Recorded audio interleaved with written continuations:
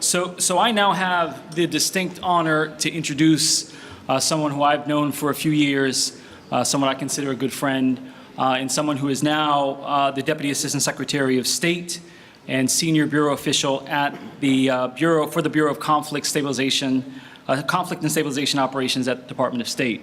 Before I start getting into Pete's bio, I think probably the coolest thing about Pete, and I'm not biased here, is that he's a former Marine. And so that alone automatically puts him high on my list of coolest people in the world. And of course, that's our connection. That said, I won't hold against him that he's from Texas, not Florida, but no worries there. But no, Pete is from Texas. His career spans more than 20 years in the security sector, instructing at federal agencies and serving in the Marines, of course.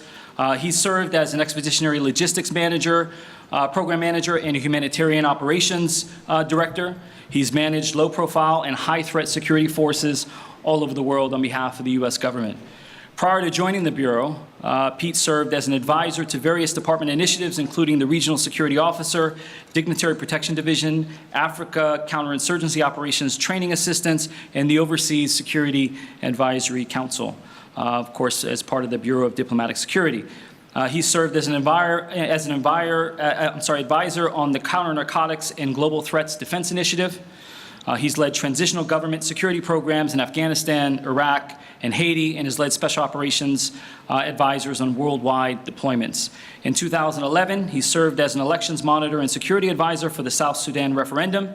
And in 2015 and 16, he served as the Director of Operations for a private fund overseeing evacuations, rescue, and screening for humanitarian programs that rescued and resettled over 4,200 ISIS survivors. He's earned his master's in international human rights law from the University of Oxford. And again, I'm honored that he's joined us today to be our keynote speaker. So with that, please join me in welcoming Deputy Assistant Secretary Pete Marocco. Good afternoon. It's been too long since I've been down here in Miami. I miss my tan. I immigrated, as he said, to Washington, D.C. From Texas a couple of months ago. How many of you have given a speech right after lunch? All right. So the two things you worry about are, am I going to put everybody to sleep, or do I have anything in my teeth? And so if you don't point out the chimichurri that's in my teeth, I won't point out if your eyes are drooping. It's always nice to see several familiar faces, and many of you probably don't find my face familiar. That's because I've only been on the job for 3 months. As he mentioned, I'm the Senior Bureau Official at Conflict and Stabilization Operations, or as we refer to it as CSO. I really look forward to telling you about CSO, but I do want to thank again Brian Fonseca for that nice introduction, and also Frank Moore for hosting us. We couldn't do what we do without great partners in academia and the private sector, like Florida International University. I think this distinguished audience is a testament to how important this subject of hemispheric security and stabilization is. I'll start with telling you a little bit about CSO's work, because some of you might not be familiar with us. And for the first time publicly, I'm going to introduce something that we call the Stabilization Assistance Review, which is a whole-of-government approach to stabilization. Then I'm going to highlight some of our work in Central and South America to show you the tremendous value that it lends to our friends across the region. And then I'm going to close by sharing some of my looming concerns and places we need to actively engage, and if we don't, we're going to continue to see troubling trends. The Bureau of Conflict and Stabilization Operations is the place that I'm excited to come to work every day. Our mission is to anticipate, prevent, and respond to conflict. We have regional conflict experts, an advanced analytics team, strategy and policy team. We work closely with the NSC and DoD. We have PhDs, political scientists, academic fellows, and military intelligence officers who are detailed to us. Our focus is evidence-based analysis of trends for early detection and expeditionary diplomacy for nimble and measurable impact. We're the State Department's surge capacity in emerging conflict zones, the point of contact when an American ambassador wants stabilization assistance. Our methods are rigorous, they're scientific, and they're proven. Our reports are based in evidence and action. It is not personal inflection. We are not an advocacy group. We only arrive with an exit strategy. We have a newly formed Council on Stabilization, which I invite all of you to look more into. It's a forum where we can meet with great partners like FIU. This enables us to engage with civil society to create new solutions for critical issues. I get to attend many great events like this, and I'm constantly challenged by academics. How do we know that what we're giving you makes it into policy? If I can emphasize, this is how you know, by us being here. We come to events like this, we take notes, and we take it back with us, and so it's very meaningful to take part in events like this. We also have a peace process support network comprised of 37 organizations with global reach. Parties are 5 times as likely to come to a settlement agreement with a third-party mediator. Identifying interested parties and spoilers, opportunities and pitfalls, and the complexities of the peace process, this informs why early attention matters so much. When mediation directly supports national security, our programs can support the peace process. And that brings me to our Bureau's core purpose. The American people have no appetite for large-scale reconstruction in post-conflict zones, and we are not nation builders. The U.S. government cannot serve as the world's policeman, and not every conflict or failed state warrants U.S. intervention. Yet there are instances where another country's internal conflict and instability harms our national security interests. Conflict weakens our allies or drives dangerous and destabilizing migration. It reduces opportunity for U.S. products to reach foreign markets or provides ground for terrorists and transnational criminal organizations to plot against us. When not paired with effective stabilization efforts, the gains of U.S. military and counterterrorism operations can evaporate and ultimately waste U.S. treasure and lives. To address this, CSO is refining stabilization operations to limited strategic engagement. We work with embassies, the U.S. military, interagency partners, and local officials to consolidate progress and to defend national security interests. Now, I'm happy to introduce our template for this, and this is our Stabilization Assistance Review. In May 2017, the NSC issued the mandate for the Stabilization Assistance Review. This is so the United States can best leverage our diplomatic engagement and foreign assistance to stabilize fragile states and conflict-affected areas. And before I continue, I'd like to acknowledge one of the key authors that I have here with us. He's a part of my bureau, Patrick Quirk, if you'd stand.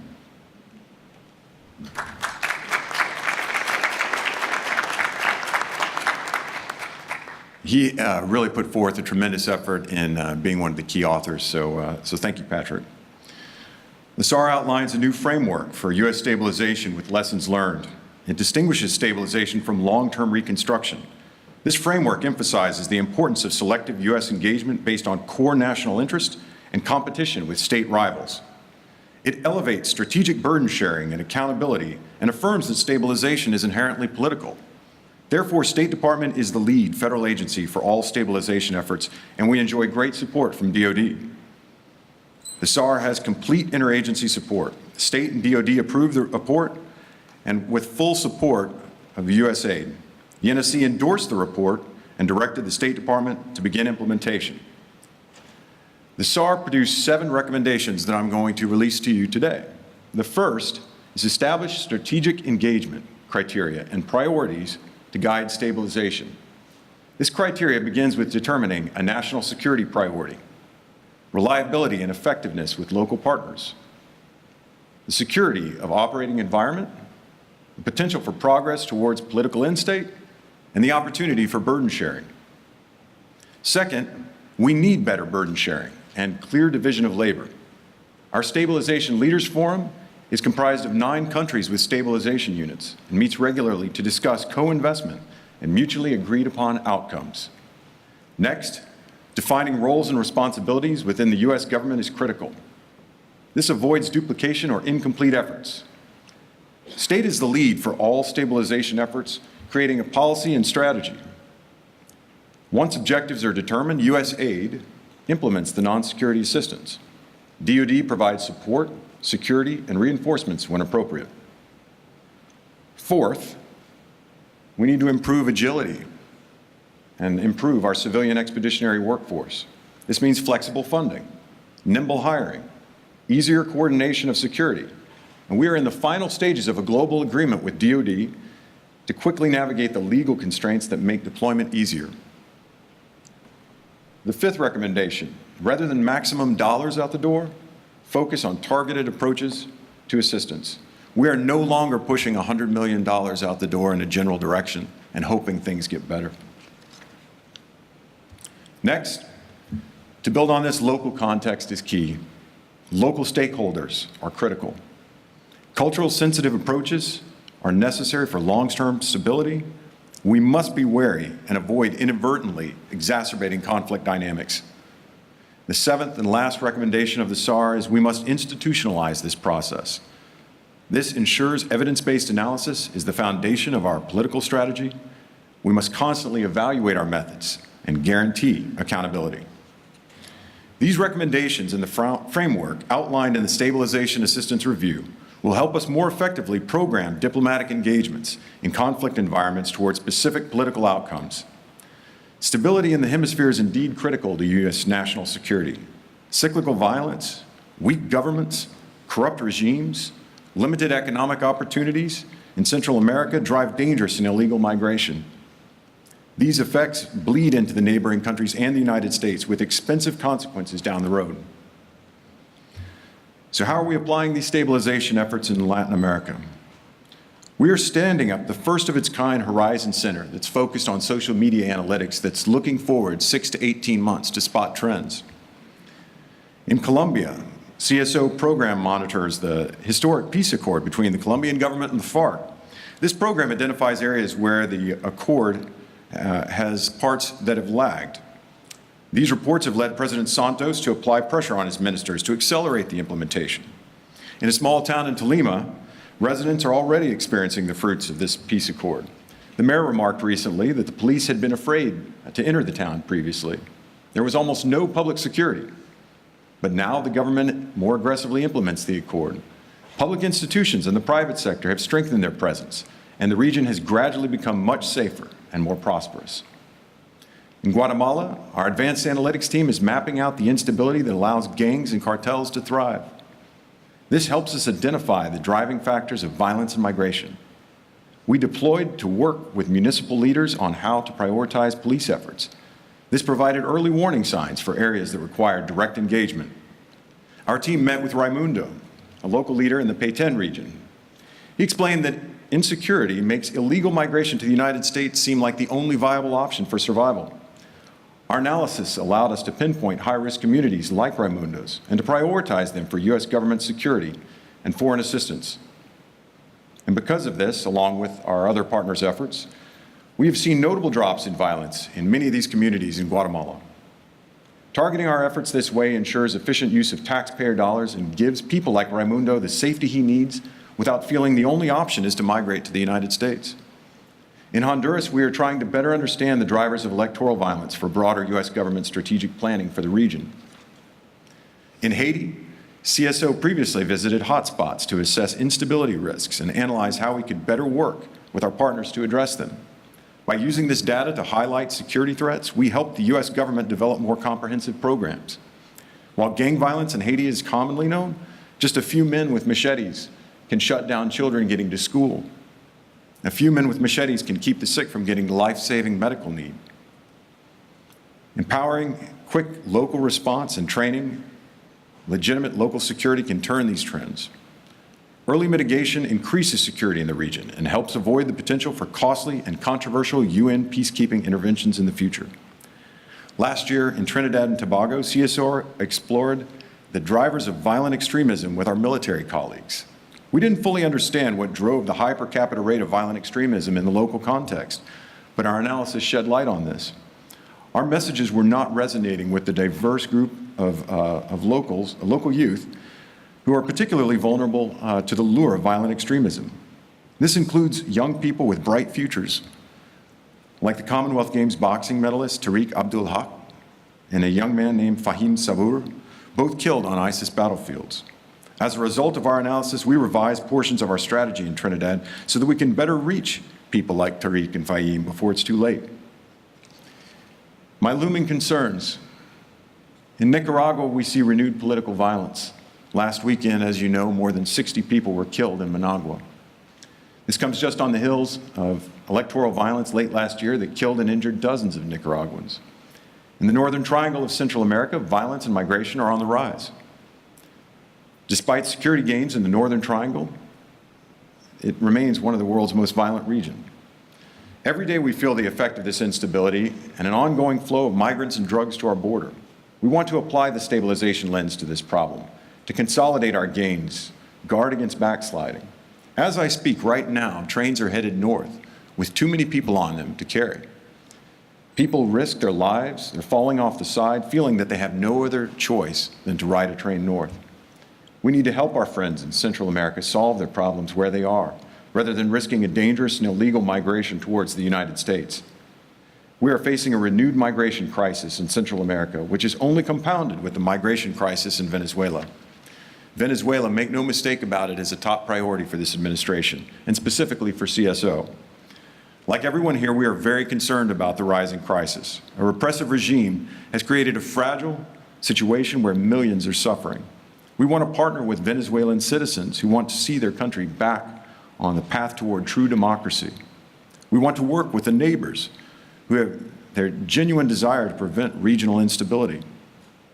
The United States is engaged diplomatically with the Organization of American States and is coordinating with the Lima Group. We urge the Maduro regime, hold free and fair elections, release political prisoners, return to constitutional and democratic rule. The American people have extended compassion to the Venezuelan people. Earlier, you heard Juan Cruz mention the sanctions that we have enforced on individuals and sectors to hold the Maduro regime accountable for its corruption and human rights abuses. We continue to support democratic actors to ensure the National Assembly, civil society, and independent journalists can continue to play their crucial role in restoring Venezuela's democratic future. Only one institution nationwide has a majority of confidence, the church, and we can work with them as well. In response to the growing humanitarian crisis, the U.S. is providing assistance through international organizations and neighboring governments for the Venezuelans forced to flee their country. And we must acknowledge the outstanding efforts that Brazil, Colombia, Peru, Chile, Ecuador, and others have made to receive millions of fleeing Venezuelans. These countries are devoting significant resources to help their neighbors in need. More than 70,000 Venezuelans recently have arrived in Brazil. The human and resource impact of migrant flows on the sparsely populated Roraima state is tremendous. 93,000 have arrived in Ecuador, more than 100,000 in Peru, more than 150,000 in Chile, and more than 1 million Venezuelans have fled to Colombia. If this does not change, this will be one of the worst migration crises in modern history, right here in the Americas. We must turn the corner on this trend, and we must reverse this flow now. We appreciate the region's leadership on Venezuela, and we stand in solidarity with the people of Venezuela.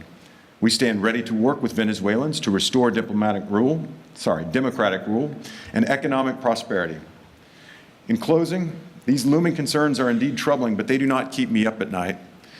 We have a president that is strong and decisive. He is determined to keep America safe and secure. There is no separation in the support that he has from Secretary Mattis and Secretary Pompeo. CSO is the U.S. government's lead on anticipating, preventing, and responding to violent conflict. This means a whole-of-government approach and effort in partnership with our allies, all underwritten by our outstanding military and our military partners. We have the finest military force in the history of the world backing our diplomatic efforts. Think on the Great Seal. You have the eagle, and in the right clutch, you have the olive branch. And in the left clutch, you have the arrows. That's our diplomacy, and that's our defense. Our diplomats are empowered to leverage compassion and are supported because of the credible strength and precision of our military. We savor this unbreakable bond, and we are so proud of our service members. Our olive branch is sweet because our arrows do not miss. Security and stabilization in the Western Hemisphere is in everyone's mutual interest. To our friends in Central and South America, we value your partnership and look forward to strengthening our bonds. Thank you again for the chance to engage with you on regional stability. I'm looking forward to the panel discussion and how we may apply these lessons across the hemisphere. Thank you.